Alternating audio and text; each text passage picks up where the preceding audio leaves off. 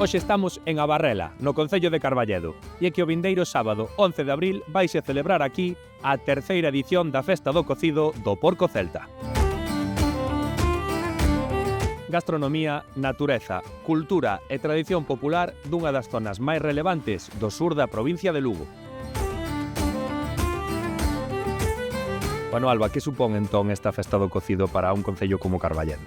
Pois principalmente poñer en valor unha raza autóctona como é o porco celta, unha raza autóctona galega, e tamén unha cousa moi importante que é xuntar os veciños arredor dun prato de cocido de moi alta calidade e desfrutar e botar un conto que ao final é algo moi importante. Bueno, e o cocido de porco celta xa nos quedou claro que vai ser o eixo central. Sí. Pero imos ter máis cousas tamén, non? Sí, este ano como novidade comenzaremos cunha ruta a cabalar o día, logo teremos unha misa e sesión vermú a cargo da Charanga Unión Penosa e pola tarde teremos tamén rutas cabalares e tamén volverá a actuar a Charanga Unión Penosa.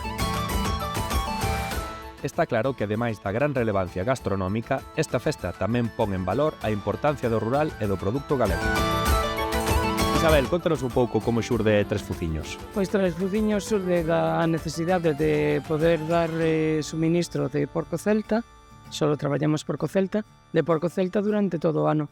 Entonces, por eso, iniciamos con Tres Fuciños ca cooperativa para ter suministro de diferentes criadores e ter suministro de animais. E por que tan importante o porco celta para toda Galicia e en concreto para esta zona? Bueno, pois o porco celta é importante para toda Galicia porque é unha raza autóctona galega, é un animal que limpia moi ben os montes e é unha carne super boa, carne saudable.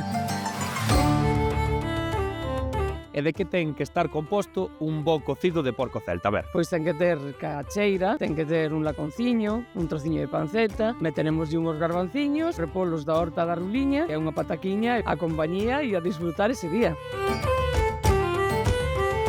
Ben vedes que esta é unha desas festas que non se poden perder. Correcto, estades todos convidados a vir o próximo sábado 11 de abril a Carballedo.